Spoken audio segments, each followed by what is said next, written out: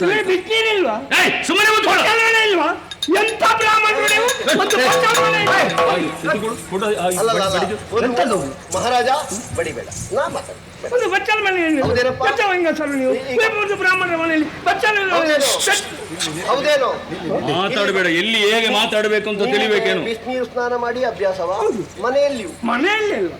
ಮನೆಯಲ್ಲಿ ತೋಟದಲ್ಲಿ ಸ್ನಾನ ಮಾಡಿ ಹೋದಲ್ಲಿ ಬಿಸಿನೀರು. ಬ್ರಾಹ್ಮಣರು ಯಾವಾಗ್ಲೂ ತಣ್ಣೀರಲ್ಲೇ ಮೇಯುವುದು ಗೊತ್ತಾಯ್ತಾ? ಬಿಸಿ ನೀರು ಇರುವುದಿಲ್ಲ ಇಲ್ಲಿ. ಬೇಡದ್ದನ್ನೆಲ್ಲ ಮಾತಾಡಬಾರ್ದು. ನೀನು ಮಾತ್ರ ಅವರು ಯಾವುದಕ್ಕೂ ಬಿಸಿನೀರು ಹಾಕುದಿಲ್ಲ. ನಿನಗೆ ಬಿಸಿನೀರಲ್ವಾ? ಹೌದು.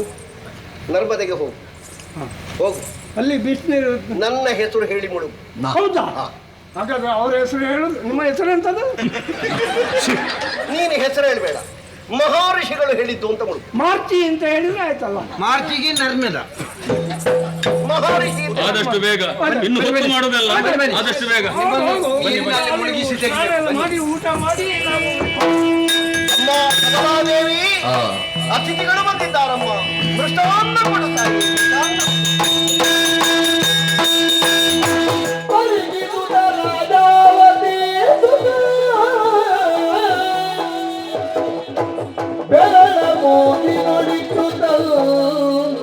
ಮನದಿ ಯೋಚಿಸುತ್ತ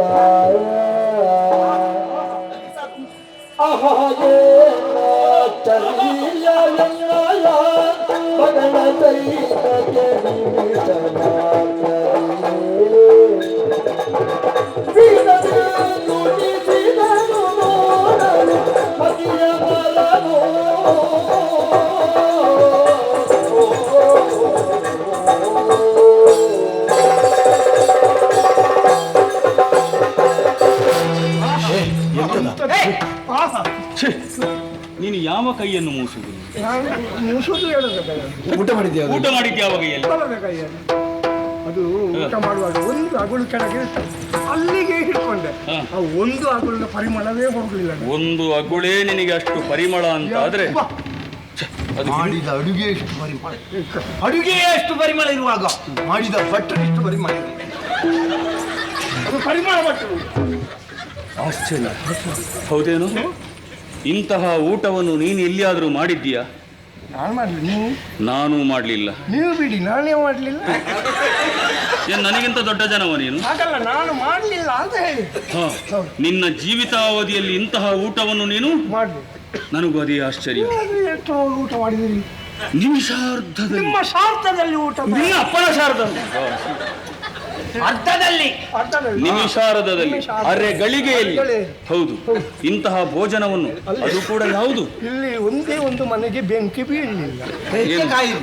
ನೀನು ಅದನ್ನೇ ಕಾಯುವುದಾ? ಅಲ್ಲ, ಅಡುಗೆ ಮಾಡಿದ ಸೂಚನೆ ಇಲ್ಲ. ಹೌದು, ಎಲ್ಲಿಯೂ ಹೊಗೆ ಕಾಣುವುದಿಲ್ಲ. ಬಡಿಸ್ಲಿಕ್ಕೆ ಮಾತ್ರ ಭಟ್ರುಗಳು. ಷಡುರ ಸೋಪೇತವಾದ ವಿಧ ವಿಧವಾದಂಥ ಭಕ್ಷ್ಯಭೋಜ್ಯಗಳಿಂದ ತಯಾರಿಸಿದಂತಹ ಭೋಜನ ಅಲ್ವಾ? ಎಂತಹ ಭೋಜನ ಇದು? ಹೇಗೆ ಮಾಡಿದ್ರು? ಹೇಗಾಯ್ತು? ನಾವು ಯಾಕೆ ಚರ್ಚೆಗೆ ನಾವು ಯಾಕೆ ಅಲ್ಲಿಗೆ ನೀವು ಒಬ್ಬರೇ ಹೋಗಿ, ನಾವು ಬರುವುದಿಲ್ಲ. ಚರ್ಚೆ ಮಾಡುವುದು ಯಾಕೆ ಅಂತ ಅಲ್ವಾ? ಜೀವಂತ ಇದ್ದಾರಲ್ಲ. ಎಂಥದ್ದು ಎಂಥದ್ದು ಮಾತು ನಿನ್ನದು? ಕನ್ನಡಿಯ ಹುಣ್ಣಿಗೆ. ಅಯ್ಯೋ ಅಯ್ಯೋ ಪುಣ್ಯಾತ್ಮ, ಕೈ ಹುಣ್ಣಿಗೆ ಕೈ ಹುಣ್ಣಿಗೆ ಕಲ್ತಡಿ ಬೇಕಾ? ಜೀವಂತ ಇದ್ದಾರೆ. ಹಾಗೆ ಮಾತಾಡಬಾರದು, ಅದು ತಪ್ಪಾಗುತ್ತದೆ. ಕೇಳೋಣ. ಸ್ವಾಮಿ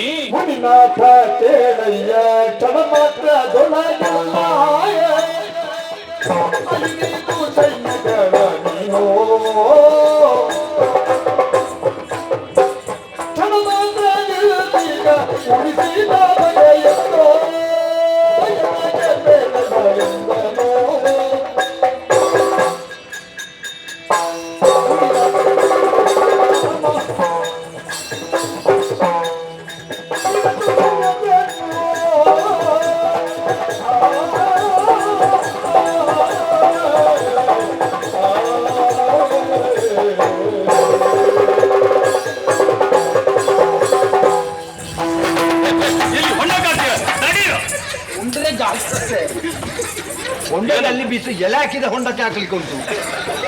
ಅವರು ಅವರಿಗೆ ನಂಜು. ಸ್ವಲ್ಪ ಮಕ್ಕಳ ಜೊತೆಗಿರುವಾಗ ಜಾಗ್ರತೆಯಲ್ಲಿರಬೇಕು ಅಂತ ನನ್ನ ಹೇಳುವುದಕ್ಕೆ. ನಾಟ್ಯ ನೋಡಿ ಅವರಿಗೆ ನಂಜು. ನಿನ್ನ ಭರತನಾಟ್ಯ ಅಲ್ವಾ? ಸುಮ್ಮನೆ ಕೂತ್ಕೊಳ್ಳಿ. ಮುನಿವರ್ಯ, ಮುರಿಯ ಅರಸ ಹಾಗೆಲ್ಲ ಮಾತಾಡಬಾರದು. ಅಲ್ಲ ಅವ ಮಾತಾಡ ನಮಗೇನು ಬೇಸರ ಆಗುದಿಲ್ಲ. ಅಲ್ಲ, ನಿಮಗೆ ಬೇಸರ ಅಂತಲ್ಲ, ನನಗೆ ಕಷ್ಟ ಆಗುತ್ತದೆ. ಓ ಮಣಿಪಾಲ, ಅಲ್ಲಿಗೆ ಕೊಂಡೋಗ್ಬೇಕು ನಿಮ್ಮನ್ನು. ಮುನಿಪಾಲ ಎಂತ ಅವಸ್ಥೆ! ಒಬ್ಬರಿಗಿಂತ ಒಬ್ಬರು ಮೇಲು, ಒಬ್ಬರಿಗಿಂತ ಒಬ್ಬರು ಮೇಲು. ನಿಮ್ಮನ್ನು ಇಷ್ಟು ಹೊತ್ತು ನಾನು ಇಟ್ಟುಕೊಂಡು ಇದ್ದೇನಲ್ಲ. ಮುನಿವರ್ಯ, ಅಗಾಧವಾದಂತಹ ನಮ್ಮ ಪಡೆ, ಅಗಲವಾದಂತ ಪಡೆ. ಅಯ್ಯೋ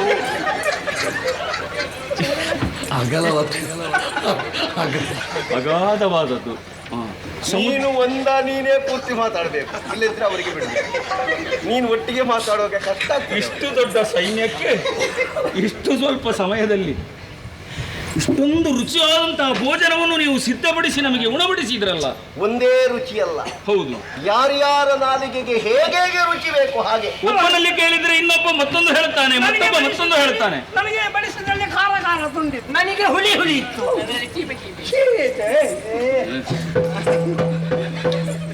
ಹಾಗೆ ಇಂತಹ ಒಂದು ಭೋಜನವನ್ನು ನೀವು ಹೇಗೆ ಸಿದ್ಧಪಡಿಸಿದ್ರಿ ಸ್ವಾಮಿ, ಹೇಳಬಹುದೇ ನನ್ನಲ್ಲಿ? ಜನಪಾಲ ಕೇಳಯ್ಯ ಯಜ್ಞವಾಗದ ಚಲನು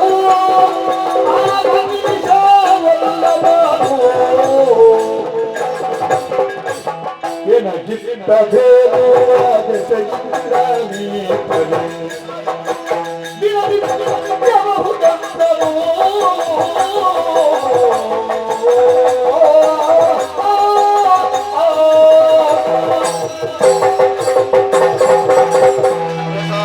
ಮುನಿವರ್ಯ, ನಿನಗೆ ಅಂತಲ್ಲ, ಸಾಮಾನ್ಯ ಯಾರಿಗಾದರೂ ಇಂತಹ ಒಂದು ವಿಶೇಷವಾದ ಭೋಜನವನ್ನು ಭುಂಜಿಸಿದಾಗ ಕುತೂಹಲ ಎನ್ನುವುದು ಸ್ವಾಭಾವಿಕವಾಗಿ ಕೆರಳುತ್ತಾ ಉಂಟು.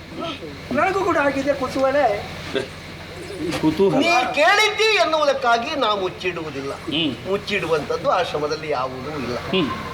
ನಾವು ಮಾಡುವಂತಹ ಯಜ್ಞಾದಿ ಕರ್ಮಗಳಿಗೆ ಸಂತುಷ್ಟ ಮಾನಸರಾದಂತಹ ಇಂದ್ರ ಬೇಕಾದಂತಹ ಸೋಪಸ್ಕರಗಳನ್ನು ವಂದಿಸಿಕೊಳ್ಳುವಲ್ಲೇ ನಮಗೆ ಕಷ್ಟಾಗಬಾರದು ಅಂತ ಕಾಮಧೇನುವಿನ ಮಗಳಾದಂತಹ ಶಬಲಾದೇವಿಯನ್ನು ನಮ್ಮ ಆಶ್ರಮಕ್ಕೆ ಕಳುಹಿದ್ದಾರೆ. ಈಗ ಸಬ್ಬನಲ್ಲಿ ಅಡಿಗೆ ಮಾಡಿದ್ದ, ಅದರಲ್ಲಿ ನಿಮ್ಮ ತಲೆಗೆ ಬಡಿಬೇಕು. ಹೇಳಿದ್ದಲ್ವ ಕಾಮಧೇನುವಿನ ಮಗಳು, ಕಾಮಧೇನುವಿನ ಮಗಳಾದ ಶಬಲಾದೇವಿ. ಶಬಲಾದೇವಿ. ಶಬಲಾದೇವಿ ಅದೆಂತದದ್ದು? ನಂದಿನಿ ದೇನು ದೇನು ದನವ. ದನ. ಈಗ ನಾವು ಊಟ ಮಾಡಿ- ದನದ ಊಟ ಮಾಡಿದ್ವಿ. ಹೌದು.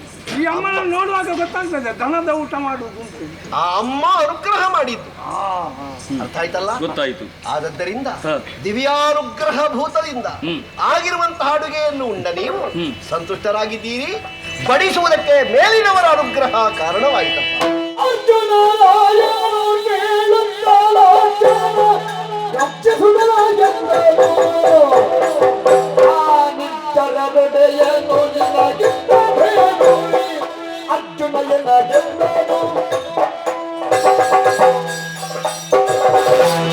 ಕೇಳಿದ್ದೀರಾ?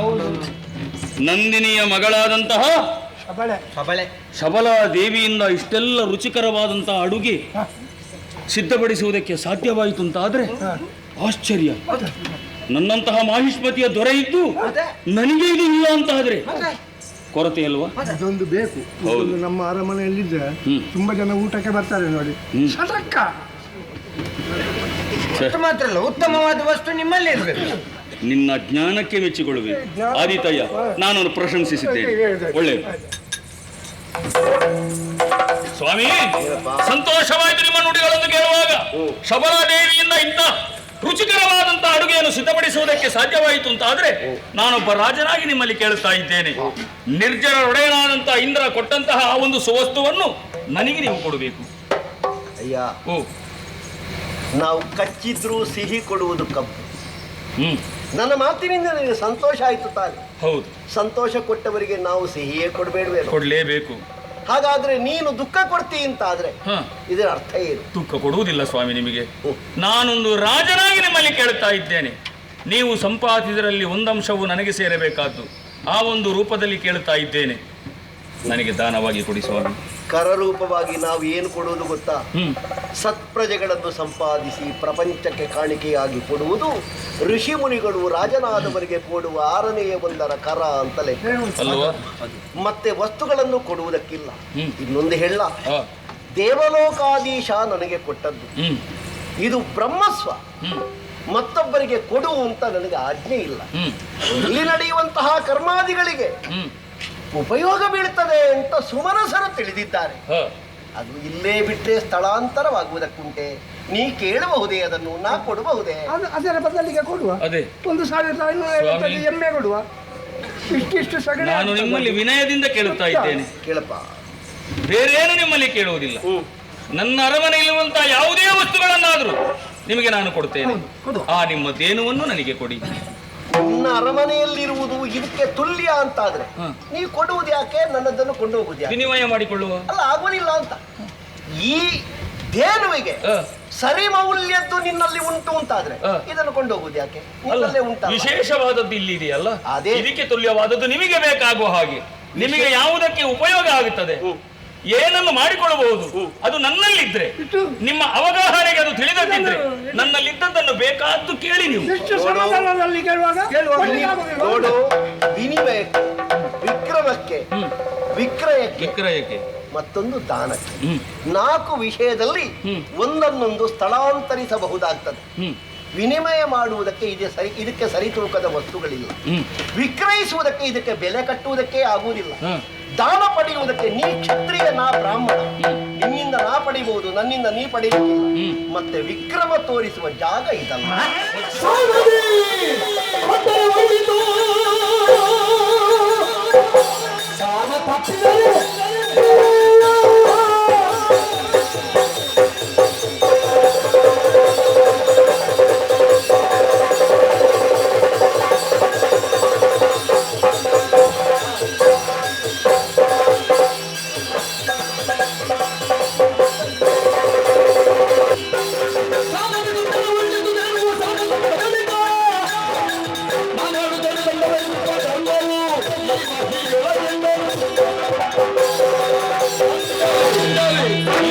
ಹಾಗೆ ಆ 4 ಉಪಾಯಗಳು ಯಾವುದೂ ಕೂಡ ಇಲ್ಲಿ ನಡೆಯುವುದಿಲ್ಲ ಅಂತ ಆದ್ರೆ ಕೊನೆಗೆ ಉಳಿದದ್ದು ಒಂದೇ ಸ್ವಾಮಿ, ಬಲಾತ್ಕಾರ.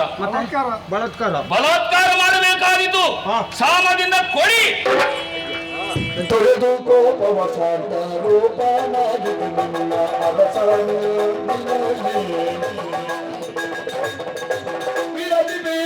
ಅನ್ಯಾಯ ಧರೆಯಲು ಕೆಡುವೆ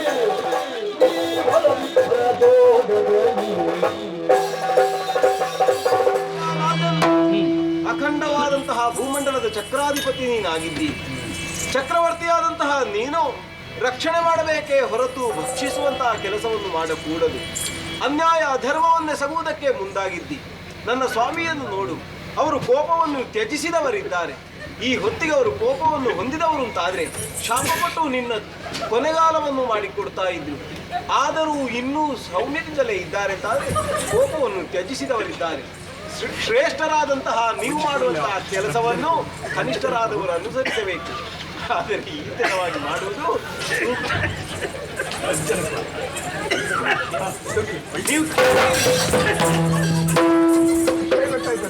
ಎಂತದು ಹೇಳಿದ್ದು? ವಿಷಯ ಗೊತ್ತಾಯ್ತಾ? ಎಂತ ವಿಷಯ? ಮಹಾರಾಜ, ನೀನು ಸಾಮಾನ್ಯ ಅಲ್ಲ, ಅಖಂಡ ಸಾಮಾನ್ಯ ಅಲ್ಲ, ಸಾಮಾನ್ಯ ಅಲ್ಲ, ಅಖಂಡ ಭೂಮಂಡಲಿ ಮಂಡಳಿಯಲ್ಲಿ ಚಕ್ರ ತಿರುಗಿಸುವವನಿಗೆ ಚಕ್ರವರ್ತಿ ಚಕ್ರವರ್ತಿ ಆಗಿದ್ದಿ. ಯಜ್ಞ ದಾತನ ಕೀರ್ತಿ ನಾನು ಪುರಸ್ಕೃತಿ ಪತ್ರಮಿತ್ರ ದೇವತಾ ಸ್ವಾನ ಆಯ್ತೆ, ಕುರ್ಕುರೆ ಆಯ್ತೆ. ನನ್ನ ಗೆಂಡೆ ಸುಟ್ಟು ಬಿಟ್ಟಿದ್ದಾರೆ. ಎಂತದು? ನನ್ನ ಗೆಂಡೆ ಸುಟ್ಟು ಬಿಟ್ಟಿದ್ದಾರೆ. ಚಿತ್ತಮಟ್ಟಿ ಅಲ್ಲ, ಸಿಟ್ಟು ಬಿಟ್ಟಿದ್ದಾರೆ. ಬಲಾತ್ಕಾರ ಮಾಡುದು ಸಾರಿ ಅಲ್ಲ ಅಂತ. ಗಂಡ ಸಿಟ್ಟು ಬಿಟ್ರೆ ಯಾರಿಗೆ ಒಳ್ಳೇದು? ನಮೀಗ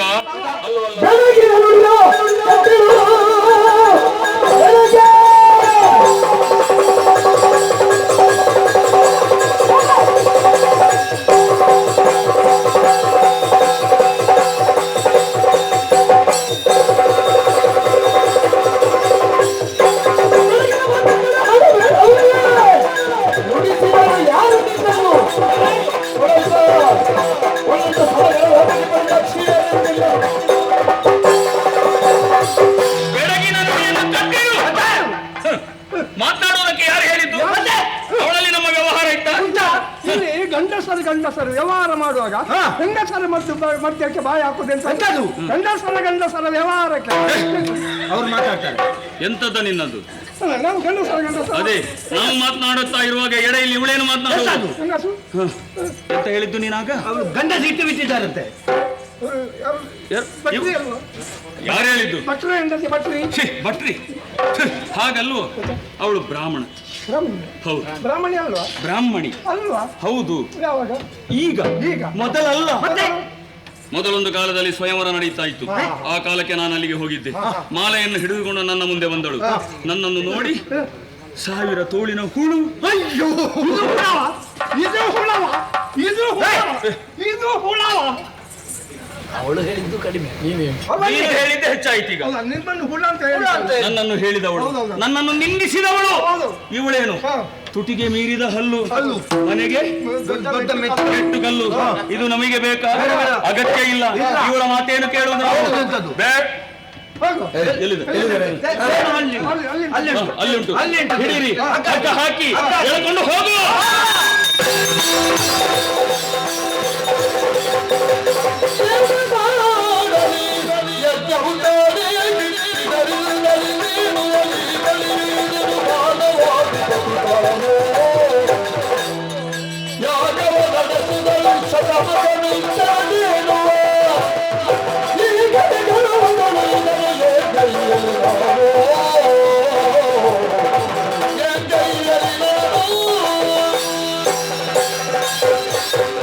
ನಮ್ಮ ಚಾನಲ್ನಲ್ಲಿ ಬರುವ ವಿಡಿಯೋಸ್ ನಿಮಗೆ ಇಷ್ಟ ಆಗಿದ್ರೆ ಲೈಕ್ ಮಾಡಿ, ಶೇರ್ ಮಾಡಿ, ನಮ್ಮ ಚಾನಲನ್ನು ಸಬ್ಸ್ಕ್ರೈಬ್ ಮಾಡಿ ನಮ್ಮನ್ನು ಬೆಂಬಲಿಸಿ. ಯಕ್ಷಗಾನ ಗೆಲ್ಗೆ.